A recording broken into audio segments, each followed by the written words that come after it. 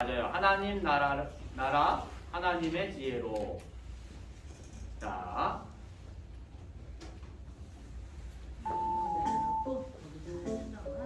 여러분은 법치주의에 대해서 들어봤어요? 좀 어려운 말이죠?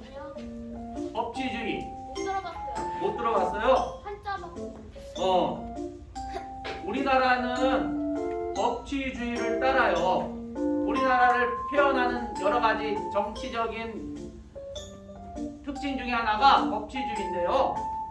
쉽게 말하면 법으로 다스린다는 뜻이에요. 법으로 다스려요. 자, 그래서 힘이 세거나 돈이 많은 사람을 정의롭다고 하지 않고 어떤 사람을 정의롭다고 할까요? 우리나라에서는 법을 잘 지키는 사람. 네, 법을 잘 지키는 사람을 정의롭다고 얘기해요. 자, 이렇게 어른들이 우리가 드라마나 무슨 일을 하다가 막 서로 언쟁을 하다가 이러는 경우가 있어요. 아이, 법대로 해, 법대로. 들어본 적 있어요? 아니요? 못 들어봤어요? 엄마가 네. 드라마를 많이 우리 주변에는 착한 사람들만 있나 봐요. 그쵸? 네. 어른들이 가끔 법대로 해, 법대로. 왜냐면 우리나라에는 이렇게 법을 지키는 힘이 가장 큰 힘이에요. 돈이 많거나 아니면 힘이 세거나 이것보다 우리나라는 법치주의를 추구하기 때문에 법이 가장 큰 힘인데요. 그렇다면 하나님 나라는 어느 걸로 다스릴까? 하나님 나라를 다스리는 비결이 있어요. 하나님께서 만드시고 다스리는 나라. 아주 견고하고 흔들림이 없는 나라. 자, 하나님 나라의 이 다스림의 비결은 무엇일까요? 이제 하나님 나라의 참 주인이신 하나님의 말씀을 보면 그 비결에 대해서 이야기하고 있는데요. 오늘 우리가 읽은 말씀 가운데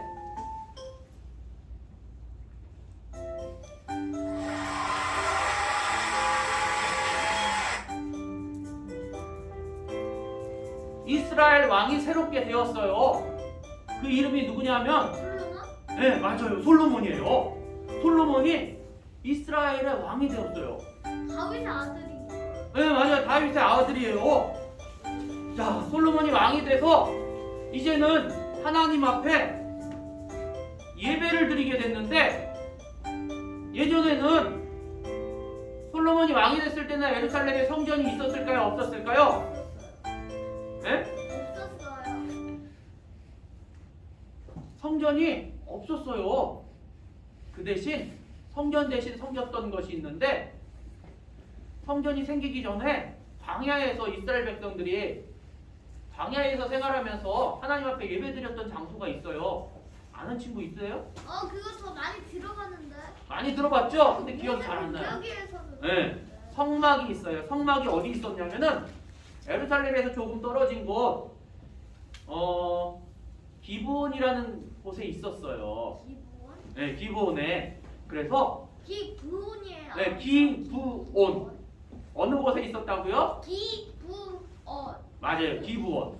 기브온에 있었어요. 그래서 솔로몬이 하나님 앞에 예배드리기 위해서 이 기브온에서 하나님 앞에 예배드리기 시작했어요. 기부원은 네. 사람인가요? 솔로몬은 거룩하신 하나님 앞에 예배드리는데 아무 데서나 예배드리지 않고 분별된 장소를 찾았던 거예요. 분별된 장소는 어디였냐면 바로 기브온. 기브온에 뭐가 있었다고요? 하나님의 엄마. 성막이 있었어요. 오케이, 맞췄다. 자, 또 하나님을 향한 사랑이 얼마나 컸던지 1천 번제까지 드렸어요. 1천 번제면은 하나님 앞에 제물로 예배를 드리는데 몇 번 예배를 드렸다는 건가요? 처음 번? 맞아요. 1000번이에요. 1000번. 한 번, 두 번, 세 번, 쭉쭉쭉쭉 올라가요. 10번. 10번이 10개 있으면 100번. 100번이 10개 있으면 1000번. 예. 1000번 제사를 드리려면은 1년 동안 될까요? 하루에 한 번씩 제사 드리면? 아니요. 안 돼요. 자그마치 2년하고도 계산은 여러분이 하세요. 목사님은 계산을 잘 못해. 하여튼 3년까지는 안 가도 2년 넘게 하나님 앞에 제사를 드려야 되는 많은 기간이에요. 그렇게 제사를 많이 드렸어요. 자, 1,000번제를 드리는 날이었어요. 그런데 1,000번제를 드려서 그날 솔로몬이 하나님 앞에 제사 드리고 잠이 들었는데 그만 꿈을 꿨어요. 꿈속에서 하나님의 음성이 들렸어요. 솔로몬아, 내가 너에게 무엇을 주기를 원하느냐? 물으신 거예요. 자, 이때 솔로몬은 기다렸다는 듯이 자기가 원하는 것을 하나님 하면서 구한 것이 아니라 하나님 앞에 겸손히 말씀드렸어요. 먼저는 다윗 왕이 하나님의 은혜 때문에 다윗 왕은 누구예요? 솔로몬의 아버지예요. 다윗 왕이 하나님 앞에 정직히 행하고 성실하게 행했는지 그것이 바로 하나님의 은혜라고 고백을 했어요. 그리고 그 모든 것이 하나님의 은혜였기 때문에 자기도 왕이 됐다고 고백을 했죠. 심지어는 뭐라고 고백했을까요? 저는 어린이와 같은 네. 다윗 왕의 뒤를 이을 아들이 있는 것도 하나님의 은혜 때문입니다. 그 아들이 누구예요? 솔로몬 왕이에요. 그러면서 저는 이스라엘 왕이 된 것도 하나님의 은혜인데 이걸 잊지 않았어요. 그리고는 솔로몬이 얼마나 겸손하게 얘기했던지 저는 어린아이와 같습니다. 이렇게 얘기했어요. 솔로몬은 어른이었을까요? 어린아이였을까요? 어른. 네, 어른이었어요. 어른이었는데 어린아이와 같습니다. 라고 고백을 한 거예요. 네, 그만큼 하나님 보시기에 어린아이만큼 저는 부족합니다. 이렇게 말씀드린 거예요. 비유적으로 얘기했던 거예요. 사실 솔로몬은 이미 어른이에요. 결혼도 했고. 자, 그리고 나서 비로소 솔로몬은 하나님 앞에 자기가 원하는 것을 말씀드렸어요. 자, 솔로몬이 원하는 것은 무엇이었을까요? 솔로몬은 이스라엘의 왕으로서 솔로몬이 하나님께 구한 것은 바로 무엇이냐면 여러분 읽어주실래요? 듣는 마음, 지혜. 네. 듣는 마음이었어요. 근데 왜 지혜가 왜 저기 있어요? 가로 안에 있죠? 네. 듣는 마음인데 왜 지혜가 가로 안에 있을까? 잘 들어보면 알 수가 있어요. 자, 솔로몬은 듣는 마음을 주십시오. 아니, 한 나라를 다스리기 위해서 많은 돈을 주세요. 이런 것도 아니고 훈련이 잘된 용감한 군대를 주세요. 이렇게 말하는 것도 아니었어요. 뭘 달라고 했다고요? 지혜. 네. 듣는 마음. 듣는 마음을 주세요. 조금 이상하죠? 네, 이상해요. 모든 만물의 주인이신 하나님께서는 더 좋은 것도 주실 수 있어요. 하나님은 우주 만물을 창조하셨어요. 이 지구도 창조하시고 모든 것을 창조하신 하나님이에요. 더 좋은 것도 줄 수 있는데 듣는 마음, 곧 지혜를 달라고 말씀하신 걸까요? 듣는 마음은요, 조금 풀어서 해석하면 무엇이냐면은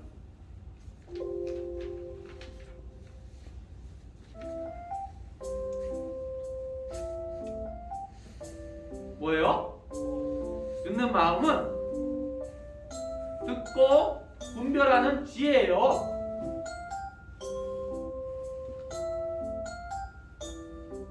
솔로몬은 바로 이 지혜를 원했던 거예요. 엄청난 돈이나 아니면 엄청난 군대를 원했던 것이 아니에요. 솔로몬이 하나님한테 원했던 것은 바로 듣는 마음이에요. 하나님께 이것을 구했어요. 솔로몬이 이렇게 지혜를 원하는 이유는 올바른 재판을 하기 위해서 이렇게 구했어요. 겸손한 솔로몬은 이스라엘 백성이 자신이 아닌 하나님의 백성임을 알았어요. 그리고 자기 아버지를 칭할 때도 이스라엘 왕인데 뭐라고 칭했을까요? 우리가 아까 본문을 읽었죠? 주의 종이라고 칭했어요. 이스라엘 왕을 주의 종, 다윗을 주의 종이라고 칭했어요. 한 나라의 왕인데 하나님의 종이에요. 또 이스라엘 백성을 자기의 백성이라고 칭하지 않고 뭐라고 칭했어요? 그러면 하나님의 백성임을 칭했어요.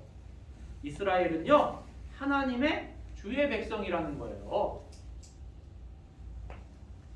하나님의 주권을 인정한 거예요. 하나님의 주권. 여러분 한번 따라해보자. 하나님의 주권.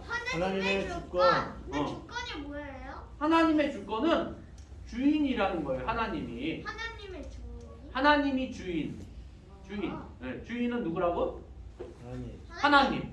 하나님이 주인이라는 거예요. 그래서 하나님이 주인 되시는 것을 인정하는 걸 하나님의 주권이라고 그래요. 주권. 주권을 인정한 거예요. 왜? 이 백성도 하나님의 백성이고 왕은 하나님의 종이고 세상 만물은 하나님의 창조하셨기 때문에 하나님의 주권을 인정하는 거예요. 자, 솔로몬이 이렇게 하나님의 주권을 인정하니까 하나님께서 솔로몬에게 이렇게 말씀해 주셨어요. 뭐라고 말씀해 주셨어요? 너를 위해서 구하지 않는구나. 예. 하나님은요, 솔로몬의 마음의 중심을 보셨어요. 그리고 솔로몬의 기도를 들어주셨죠. 자, 솔로몬은 어떻게 기도를 했을까? 솔로몬은 지혜롭고 총명한 마음을 달라고 기도를 했는데요. 그건 바로 하나님의 영광을 드높일 수 있기 때문이죠. 하나님은 솔로몬에게 약속을 하셨어요. 뭐도 주시겠다고? 네. 후기도 주시겠다고 약속을 하셨는데요. 자, 이 말씀 같이 읽어볼까요? 읽겠습니다. 시작. 여호와를 경외하는 것이 지혜의 근본이요 거룩하신 자를 아는 것이 명철이니라. 예. 자, 지혜를 받아야지 잘 다스릴 수 있다는 거예요. 누구의 지혜? 하나님의 지혜. 예. 자기 나라, 자기 백성이라고 생각하면 왕 맘대로 하면 되잖아요. 그런데 솔로몬은 그렇지 않았어요. 누구 백성? 하나님의 백성. 누구의 나라? 하나님의 나라라고 고백을 하고 자기는 주의 종이라고 고백을 하면서 하나님의 지혜가 있어야지 잘 다스릴 수 있습니다 하는 거예요. 자, 하나님의 지혜를 얻기 위해서 가장 중요한 것이 무엇일까요? 그것은 바로 하나님 앞에 예배드리는 거예요. 하나님을 경외할 때 뭐예요? 여호와를 경외하는 것이 뭐라고요? 지혜의 근본이라고 말씀하고 있죠. 우리가 예배드리는 것도 하나님을 경외하는 방법 중에 하나예요. 우리가 누구한테 예배드려요? 하나님 앞에 예배드리는 거예요.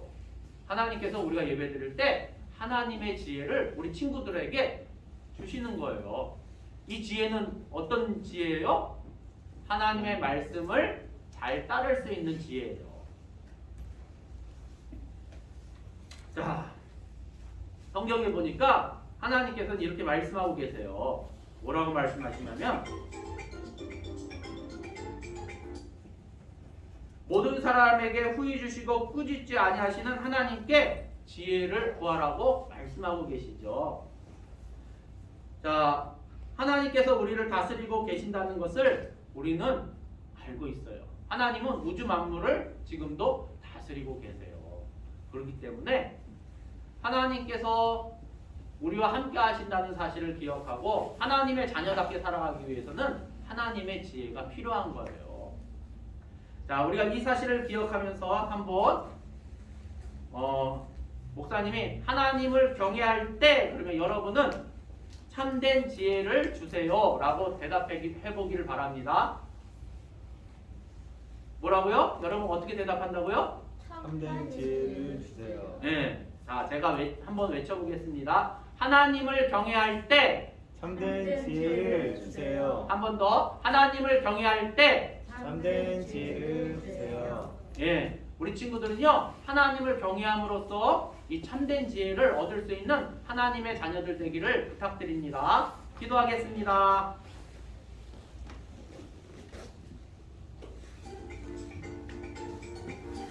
자, 손 보고 눈 감고.